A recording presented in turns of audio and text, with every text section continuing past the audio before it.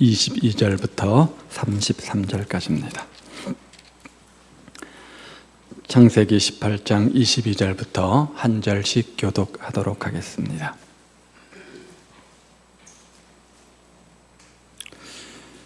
그 사람들이 거기서 떠나 소돔으로 향하여 가고 아브라함은 여호와 앞에 그대로 섰더니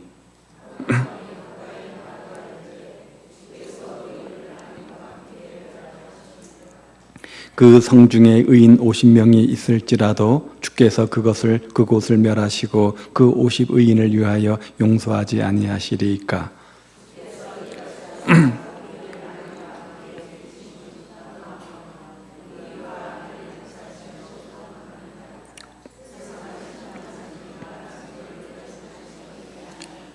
여호와께서 이르시되 내가 만일 소돔 성읍 가운데에서 의인 50명을 찾으면 그들을 위하여 온 지역을 용서하리라.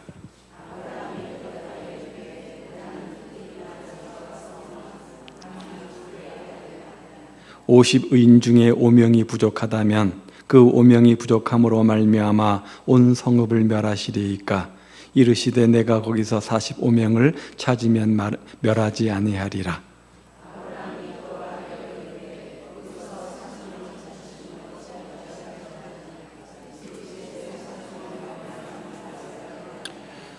아브라함이 이르되 내 주여 노하지 마시옵고 말씀하게 하옵소서.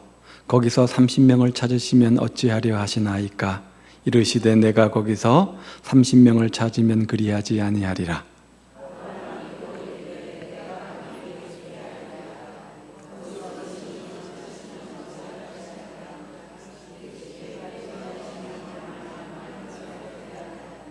아브라함이 또 이르되 주는 노하지 마옵소서. 내가 이번만 더 아뢰리이다. 거기서 10명을 찾으시면 어찌하려 하시나이까. 이르시되 내가 10명으로 말미암아 멸하지 아니하리라.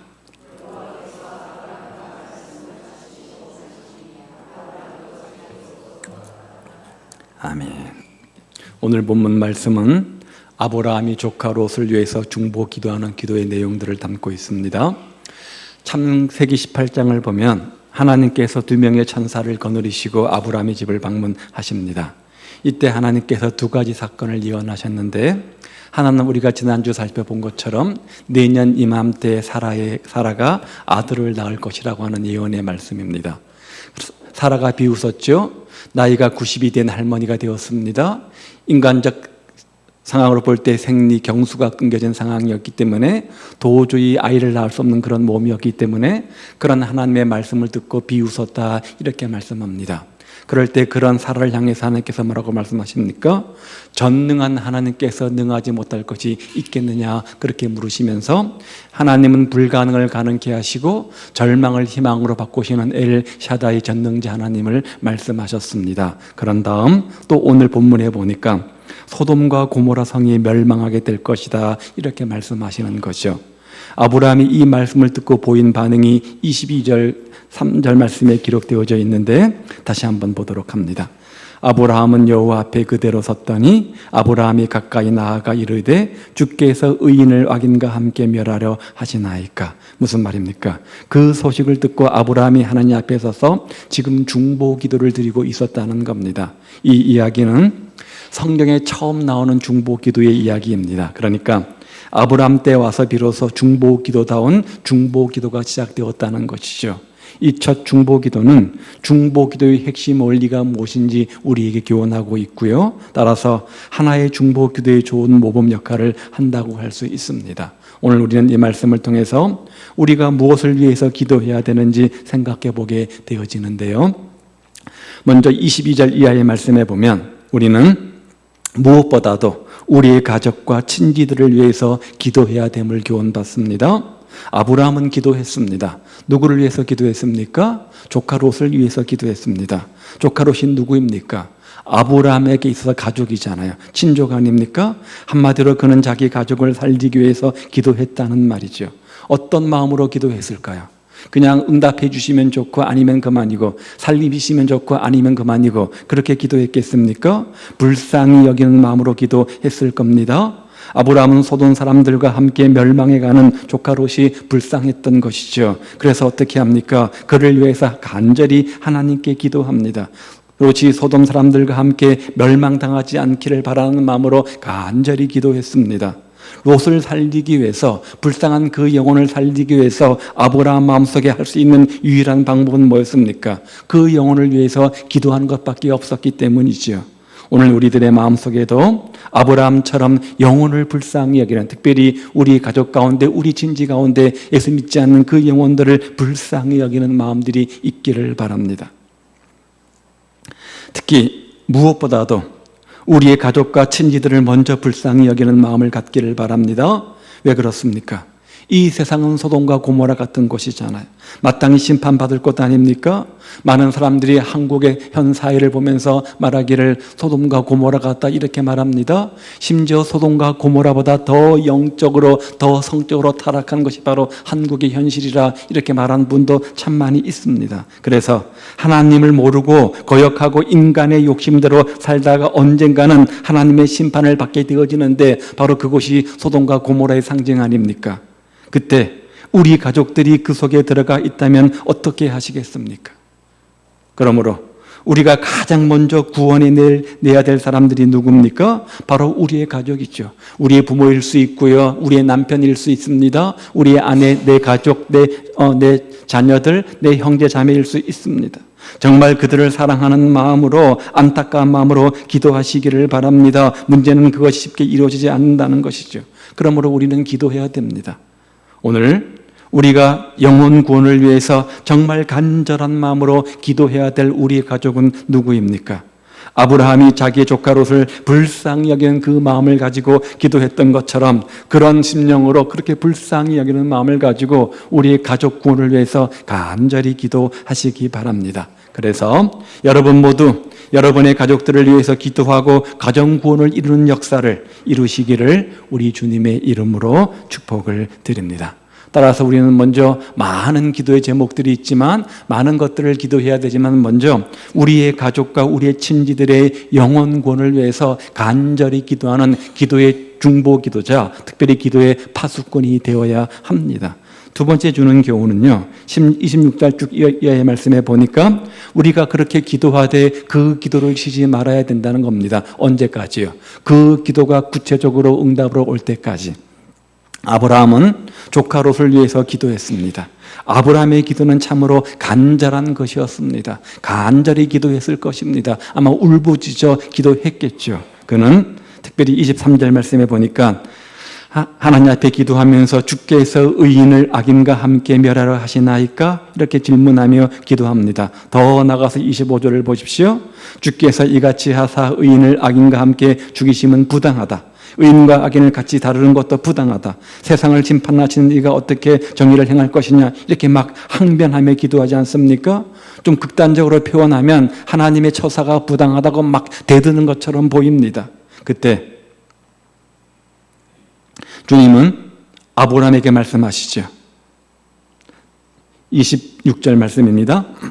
내가 만일 소돔 성읍 가운데서 의인 50명을 찾으면 그들을 위하여 온 지역을 용서하리라.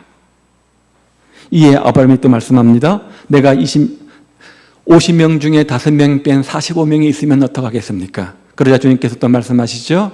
내가 그 45명으로 말미암아 그 성을 멸하지 아니하니라. 하나님, 40명이 되면 어떻게 하시겠습니까?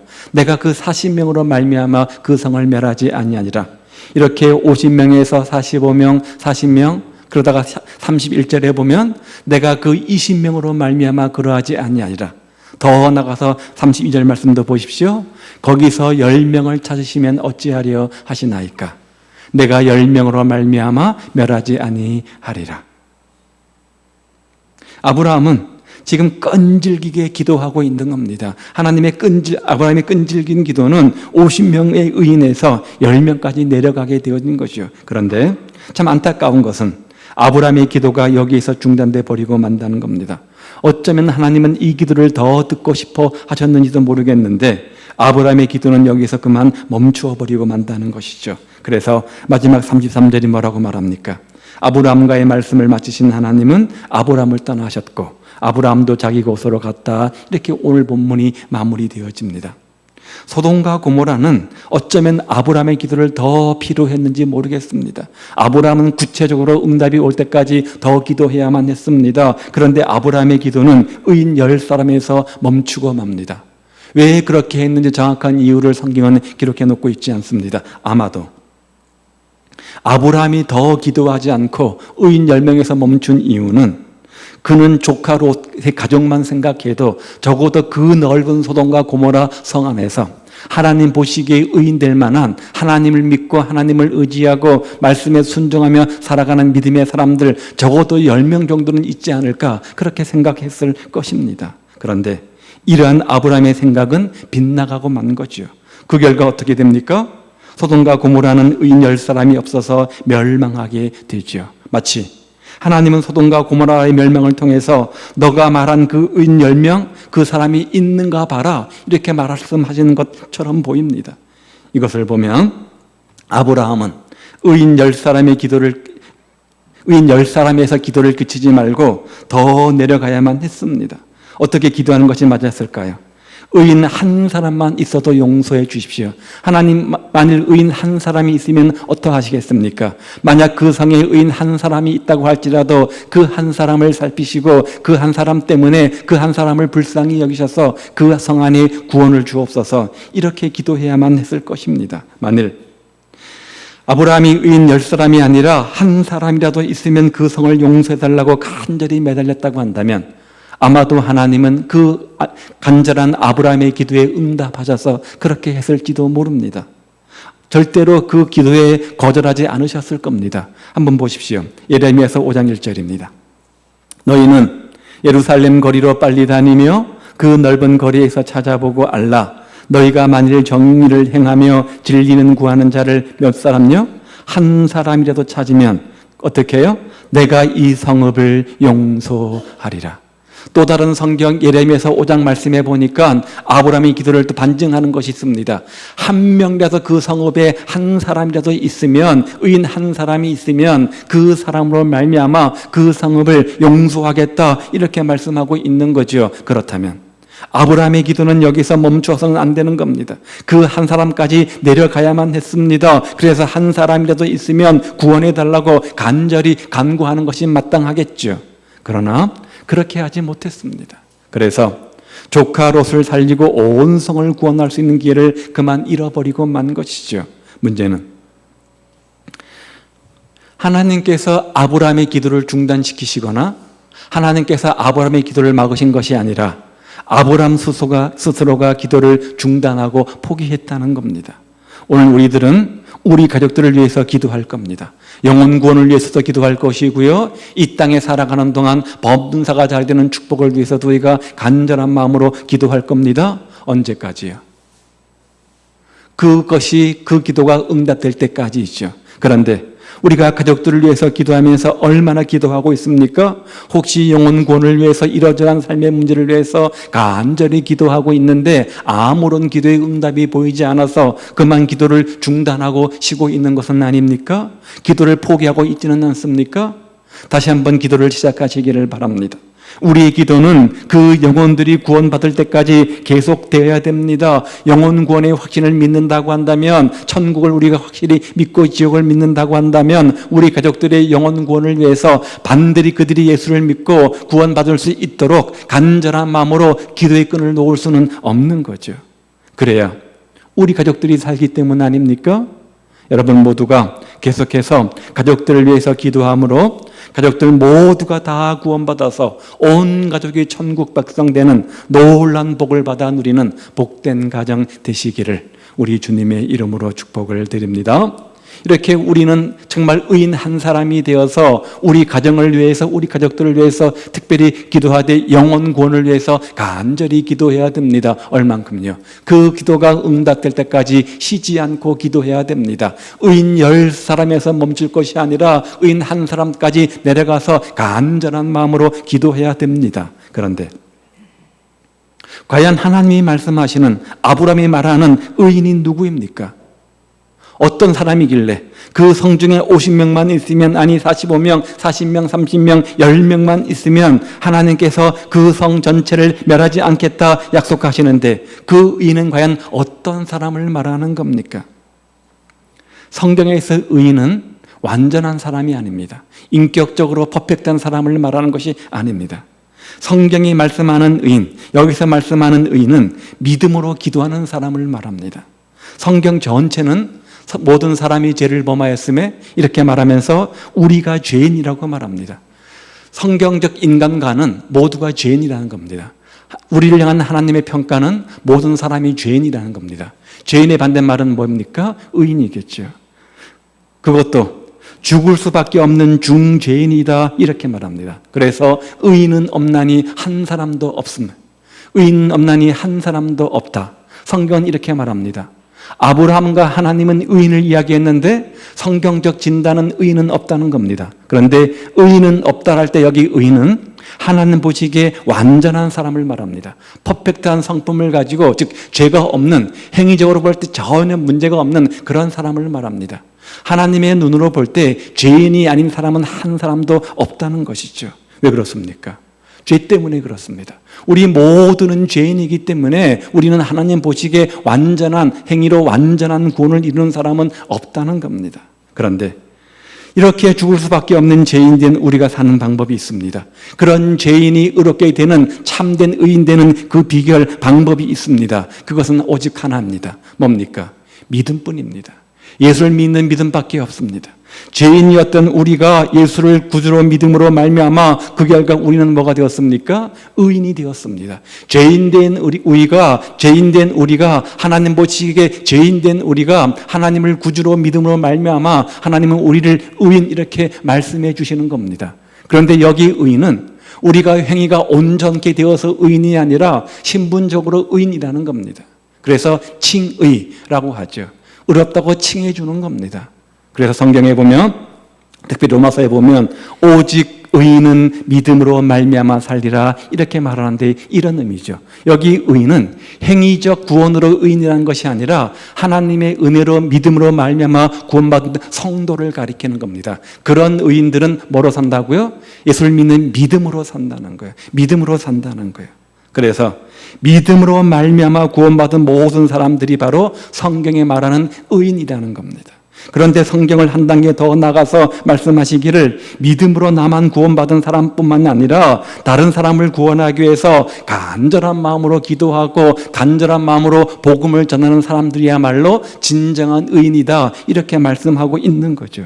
그러므로 소돔과 고모라 안에는 남의 생명을 구원하기 위해서 눈물로 기도한 사람, 눈물로 간절히 주님의 복음을 전한 사람 단 10명이 없었기 때문에 그 소돔과 고모라는 멸망당하고 만 것입니다. 만약 그 큰 성 소돔과 고모라 안에 조카의 생명을 구하기 위해서 간절한 중보 기도를 드렸던 아브람 같은 사람, 믿음의 사람 단 1명, 10명만 있었다면, 하나님을 중심으로 하고 하나님 말씀을 따르고 믿음으로 살기 힘쓰는 그런 사람 10명만 있었다고 한다면, 1명만 있었다고 한다면 아마 하나님은 그 성을 구해 주셨을 것이라 생각하죠. 그런데 결과가 어떻게 됩니까? 소돔과 고모라는 결국 하나님의 진노를 받아서 유황불에 의해서 멸망당하고 말지 않습니까? 무슨 뜻입니까? 그 큰 성읍 소돔 고모라에 겨우 의인 10명이 없어서, 겨우 믿음으로 사는, 겨우 하나님 말씀 붙잡고 사는 10명이 없어서 망했다는 뜻입니다. 소돔과 고모라는 하나님을 제대로 믿어서 구원받고 다른 이들의 생명을 위해서 중보 기도한 의인 단 10명이 없어서 망했다는 거죠. 오늘 우리의 중보 기도의 대상이 누굽니까? 아브라함 같은 의인의 중보 기도가 필요한 대상이 누굽니까? 우리가 의인 한 사람이 되어서 정말 기도해야 될 우리의 중보 기도의 대상은 누구입니까? 크게는 이 나라와 이 민족을 위한 중보 기도가 우리에게 필요합니다. 우리가 이 나라 이 민족의 기도의 파수꾼이 되어서 조국의 안심을 위해서 간절히 기도하는 사람이 되어야 됩니다. 또한 우리 교회가 유치한 이 지역을 위한 중보 기도가 필요합니다. 우린 세상의 빛이요 세상의 소금입니다. 이 지역사회에 참된 진리의 등불을 밝히는 그런 삶을 살도록 우리가 중보 기도에 힘써야 됩니다. 그리고 좀 더 구체적으로 교회와 가정, 우리 자녀손과 가문을 위한 중보기도가 필요합니다. 내 교회를 위해서, 내 가정을 위해서, 내 자녀를 위해서 간절히 기도의 무릎에 파수꾼이 되어야 됩니다. 또한 올해 꼭 전도하기로 마음먹은 영혼들을 위한 중보기도가 우리에게 필요합니다. 이렇게 우리의 모든 대상들은 다 우리의 중보기도 대상들입니다. 여러분도 이런 믿음들을 가지고 아브라함의 중보기도를 드려서 영혼 구원하는 의인이 되시기를, 의인 한 사람 되시기를 우리 주님의 이름으로 축복을 드립니다. 이렇게 성경이 말한 의인은 행위적으로 보실 때 의롭다 그런 뜻이 아니라 말씀대로 신앙대로 살려고 발버둥치는 사람, 바로 이것을 성경은 의인이다 이렇게 말하는 거죠. 처음부터 타고난 사람은 없습니다. 처음부터 태어나서 제대로 신앙생활하는 사람 없습니다. 세상에 과연 누가 완벽하게 성경대로 믿음대로 살 수 있겠습니까? 다만 그렇게 살려고, 그렇게 애쓰려고 애쓰고 몸부림치는 것이 중요한 거죠. 정말 그렇게 하려고 노력하고 발버둥치는 사람이냐, 어떻게 해서든 간에 삶의 현장 속에서 하나님만 의지하고 오직 의인은 믿음으로 말미암아 삼는다고 하는데 정말 믿음으로 말씀에 반응하고 믿음으로 순종하며 살려고 노력하느냐, 아니면 좋은 게 좋은 거라고 소돔과 고모라 같은 세상 속에서 다른 사람들과 똑같이 대충 대짓고 예수 믿는 등 마는 등 사느냐, 이 차이가 주님 보실 때 의인이요 죄인이요 판가름의 요인이 되어진다는 거죠. 여러분, 제발 좀 발버둥 쳐보시기를 바랍니다. 이 험한 세상 살아가기 위해서, 제대로 살아가기 위해서, 성도답게 그 이름에 부끄럽지 않은 삶을 살아가기 위해서 제대로 신앙생활 해보시기 바랍니다. 세상이 그렇게 만만치 않다고요? 현실은 말처럼 쉽지 않다고요? 이 세상에서 신앙생활하고 이 세상에서 사업하고 직장생활하고 삶을 살다 보면 자연스럽게 세상과 타협하게 되어진다고요? 그래서 말처럼 그렇게 쉬운 것이 아니라고요? 저도 압니다. 아니, 하나님도 아십니다. 아시기 때문에 어떻게든 말씀대로 살라고 좀 손해봐도 말씀대로 살려고 발버둥치는 그 사람을 하나님은 귀하게 여기시는 겁니다. 서로 우리가 하나님 보실 때 100% 완전한 모습이 없다고 할지라도 그렇게 살려고 몸부림치는 그 모습을 하나님은 귀하게 여기는 겁니다. 결과도 물론 중요하겠죠. 그러나 그 과정도 중요한 것이잖아요. 그 결과를 이루지 못한다고 할지라도 주어진 과정 속에서 최선을 다해서 열심히 살았으면 그 인생 성공한 겁니다. 그래서 그런 인생 보시고 그렇게 발버둥치며 세상의 빛과 소금된 모습으로 물길을 거슬러 올라가는 물고기처럼 구별된 삶을 살려고 애쓰고 노력할 때, 그러다 보면 조금 손해도 보겠죠. 조금 희생도 따르겠죠. 좀 헌신도 해야 되겠죠. 좀 늦을 수도 있습니다. 그런데 그런 인생을 보시고 주님은 의인이다라고 말씀하시면서 책임져 주시고 보상을 해 주시는 겁니다. 이런 사람이 하나님 보실 때 의인이기 때문에 그렇습니다. 그런 사람의 기도에 응답해 주시는 거지 아무 사람의 기도에 응답해 주는 거 아니잖아요. 그래서 성경은 의인을 거창한 사람으로 말하지 않습니다. 의인은 아주 작은 데서 나타나는 겁니다. 자기 맡겨진 일에 최선을 다하고 용감하게 예할 때는 예하고 아닐 때는 아니오라고 말하는 그런 성도들을 가리키는 거죠. 여러분 모두가 하나님이 찾으시는 그 한 사람, 그 중보 기도자, 그 예배자, 그 의인 되시기를 바랍니다. 그래서 그런 의인 한 사람 여러분 때문에 여러분 가정이 회복이 되어지고 여러분의 교회 공동체가 회복이 되어지고 이 나라 이 민족이 회복되어지는 축복이 임하기를 우리 주님의 이름으로 축복을 드립니다. 보십시오. 창세기 19장 29절입니다. 하나님이 그 지역의 성을 멸하실 때, 곧 롯이 거주하는 성을 엎으실 때 뭐라고요? 하나님이 누구를 생각했다고요? 아브라함을 생각하사 롯을 그 엎으시는 중에서 내보내셨더라. 아브라함을 생각하사, 이 나라 이 민족이 아무리 힘들고 어려워도, 정치적으로 경제적으로 힘들고 어려워도 아무런 소망과 빛이 없이 보인다고 할지라도, 내 교회, 내 가정, 내 자녀들, 내 자녀선 아무리 엄청난 어려움이 지금 닥쳐 있다고 할지라도 아브라함처럼 그 가정을 위해서, 그 교회를 위해서, 그 민족을 위해서 기도하는 단 한 사람, 중보 기도로 생명 걸고 엎드린 그 한 사람 의인이 있다면 하나님은 그 한 사람을 생각하셔서 그 가정에게 은혜를 주시고 그 가정을 축복하시고 그 공동체를 축복하시고 그 나라 그 민족을 회복시켜 주시겠다, 이 말 아닙니까? 기도는 이런 힘이 있습니다. 기도는 이런 능력이 있습니다. 특별히 중보 기도는 그런 능력이 있습니다. 특별히 남편을 위한 기도, 아내를 위한 기도, 자녀를 위하고 가족과 친족, 사랑하는 사람들을 위한 중보 기도, 나라와 민족을 위한 중보 기도, 그 기도에는 이런 능력이 있습니다. 여러분 모두가 이 아브라함 같은 한 사람 되기를 우리 주님의 이름으로 축복을 드립니다. 그래서 기도의 응답이 이루어질 때까지 계속해서 정말 가정의 의인 한 사람 되어서 기도의 끈을 놓지 마시고 정말 의인 한 사람 되어서 가정의 놀라운 은혜와 축복들을 경험하시기를 우리 주님의 이름으로 축복을 드립니다. 또 한 가지 교훈되는 것은 우리가 기도할 때 구원이 이루어진다는 사실입니다. 다시 한번 19장 29절 말씀을 보십시오. 결국 소돔과 고모라는 의인 10사람이 없어서 유황불로 멸망을 당하게 됩니다. 그런데 누구는 구원받습니까? 롯은 구원받게 되어집니다. 롯이 구원받은 사건에 대해서 하나님은 29절에서 이렇게 말씀하시죠. 아브라함을 생각하사. 아브라함을 생각하사. 이 말씀은 아브라함의 기도가 롯을 살렸다는 말 아닙니까? 하나님께서 아브라함의 조카 롯을 위해서 애타게 매달리며 기도하는 것을 듣고 보시고 생각하시고 그 아브라함을 생각하셔서 롯을 멸망 가운데 건져주셨다, 이렇게 말씀하는 겁니다. 기도하는 아브라함을 생각하셔서 아브라함에게 은혜 베푸시고 또 롯에게 은혜를 베풀어 주신 거죠. 무슨 말입니까?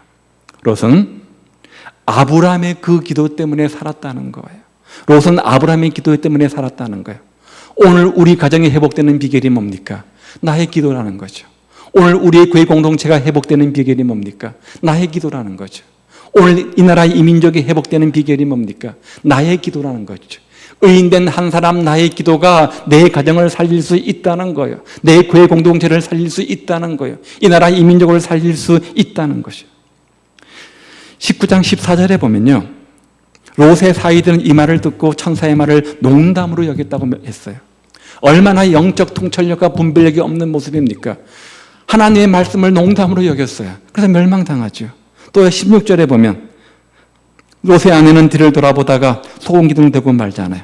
롯도 미련을 버리지 못하고 머뭇머뭇거립니다. 그때 천사들이 그의 손을 붙잡고 억지로 이끌어냈다고 16절은 분명히 말합니다. 그리고 말씀하시기를 하나님께서 롯에게 자비를 더하심이라. 하나님께서 롯에게 자비를 더하셔서 반강제적으로 그 멸망의 구렁텅이에서 끄집어내셨다, 이 말이죠. 그런데 무엇 때문에 그랬는가? 오늘 29절은 말하기는 롯을 위해서 간절히 기도하는 아브라함을 생각했기 때문이다, 이렇게 말하는 거예요. 롯은 부자가 되어서 많은 소유를 가지고 소돔과 고모라를 들어갔죠. 나올 때는 아무것도 없는 빈손이 되어 나옵니다. 그러나 더 중요한 것 뭐죠? 영혼은 구원받죠. 그의 영혼은 구원받습니다. 하나님이 아브라함을 생각하셔서 그를 건져주신 겁니다. 자기의 공로로 구원받은 거 아닙니다. 롯이 의인이기 때문에 제대로 뭔가 달랐기 때문에 구원받은 것 아닙니다. 아브라함의 기도 때문이었다고 성경은 분명히 말합니다. 이와 같이 먼저 믿는 우리는, 먼저 예수님을 발견한 우리는 그 가정에서 기도의 제사장이 되어야 한다는 거죠. 정말 기도의 파수꾼이 되어야 된다는 거죠. 우리의 무릎이 쇠하면 안 됩니다. 제사장이 하는 일이 뭡니까? 기도하는 일이잖아요. 그래서 가족들이 하나님 주시는 복이 임하게 해야 되는 것입니다. 우리가 이 가정의 제사장임을 믿고 간절히 영혼 구원을 위해서 우리 무릎이 쇠하지 않도록 중보의 기도자가 되어야 됩니다. 가장 큰 축복이 뭡니까? 영혼이 구원받아서 모두가 천국 백성 되는 것 아닙니까? 이렇게 믿는 우리가 먼저 그 가정에서 끊임없이 가족들을 위해서 중보 기도의 제사장이 되고 중보 기도의 제단을 쌓으면 그 가정은 반드시 망하지 않습니다. 그 가정은 반드시 복받고 잘되게 되어져 있습니다. 왜요? 하나님은 언제나 그 기도를 들으시기 때문입니다. 나 한 사람의 기도가 무슨 힘이 있을까? 나 한 사람의 기도가 무슨 환경과 조건을 바꿀 수 있을까? 아닙니다. 나 한 사람의 기도가 온 가족을 살린다는 사실을 기억하시기 바랍니다. 그러므로 열심히 기도하십시오. 기도를 하지 마시기 바랍니다. 더욱더 열심히 기도하시기를 바랍니다. 부모를 위해서 간절한 마음으로 기도하십시오. 남편을 위해서 기도하십시오. 아내를 위해서 기도하시고요. 자녀들을 위해서, 형제 자매들을 위해서 간절한 마음으로 기도하시기 바랍니다. 마지막 한 사람까지 구원받기 위해서 기도하시기를 바랍니다. 그래서 여러분의 그 기도를 통해서 여러분 가정 모두가에게 구원이 이루어지고, 그런 하나님의 은혜로 말미암아 여러분 가정 천국을 이루는 복된 가정 되시기를 우리 주님의 이름으로 축복을 드립니다. 힘으로 능으로 안 되지만 예수의 영으로 가득해요. 기도 말고는 다른 이유가 없다고 말씀합니다. 우리의 가정의 환경을 바꾸는 것, 내 남편의 마음, 내 부모의 마음, 내 자녀의 마음을 바꾸는 것, 예수밖에 없습니다. 기도밖에 없습니다. 성령께서 그 마음을 어루만져 주시면 다 되게 되어져 있습니다. 1912년 4월 어느 주일 밤이었습니다. 미국의 한 부인이 주일 예배를 마치고 집에 가서 잠을 이루려고 하는데 잠이 오지를 못하는 거야. 답답한 마음과 두려운 생각으로 번민에 잠기게 됩니다. 몸도 무겁고 마음도 괴롭습니다. 그녀는 기도해야 되겠다. 이럴 때일수록 기도해야 되겠다라는 느낌을 받고 그 자리에 벌떡 일어나서 기도를 하기 시작합니다.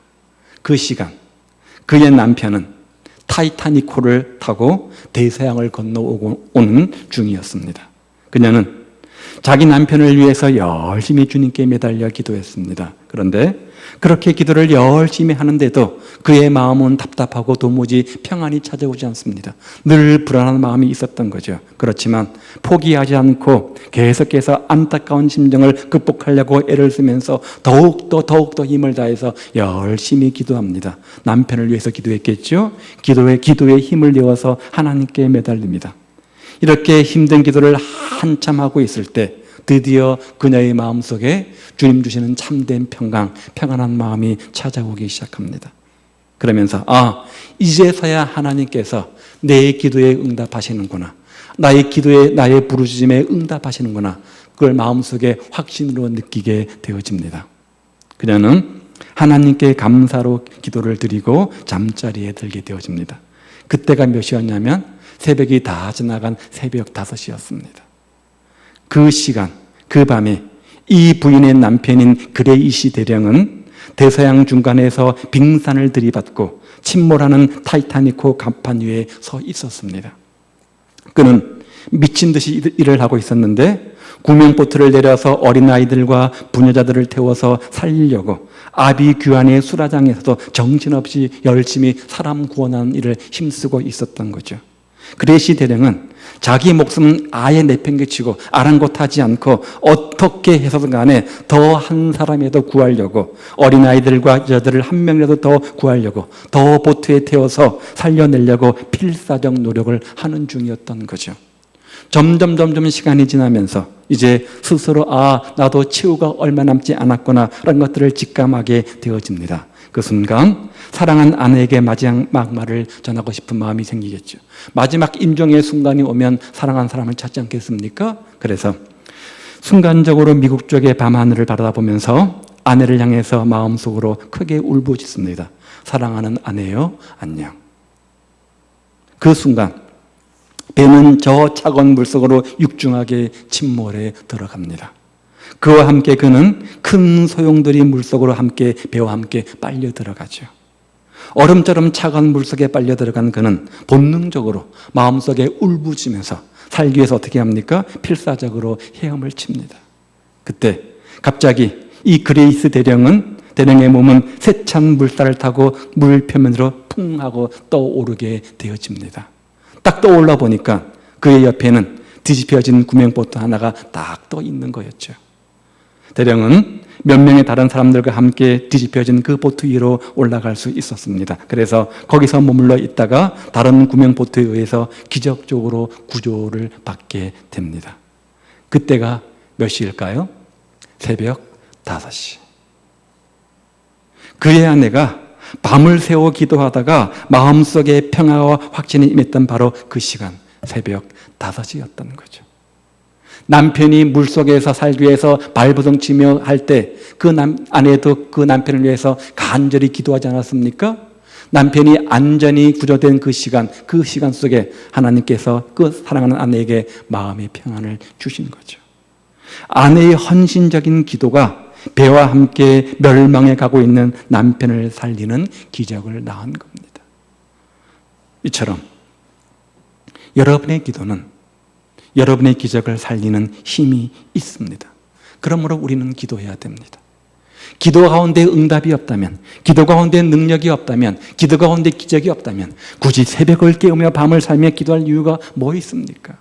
기도는 응답이요, 기도는 능력이요, 기도는 기적이라는 것을 믿기 때문 아닙니까? 기도하면 멸망한 우리 가족을 소돔과 고모라 땅에서 구원할 수 있기 때문에 우리는 기도하는 겁니다. 사랑하는 여러분, 우리가 사랑하는 가족을 위해서 많은 일들을 합니다. 가장 중요한 일이 뭘까요? 가장 먼저 우리가 해야 될 일이 뭡니까? 우리는 우리 가족을 위해서 기도하는 일입니다. 그래서 멸망하는 하나님의 심판이 다가오고 있는 것도 모르고 저 소돔과 고모라 땅에서 마치 이 땅에서 천년 만년 살 것처럼 살아가는 우리 가족들을 불쌍히 여기는 영혼 구원을 위해서 기도해야 됩니다. 롯을 불쌍히 여기고 그를 위해서 기도했던 아브라함의 기도를 우리가 본받아 기도해야 됩니다. 우리 기도가 가족을 살릴 수 있기 때문입니다.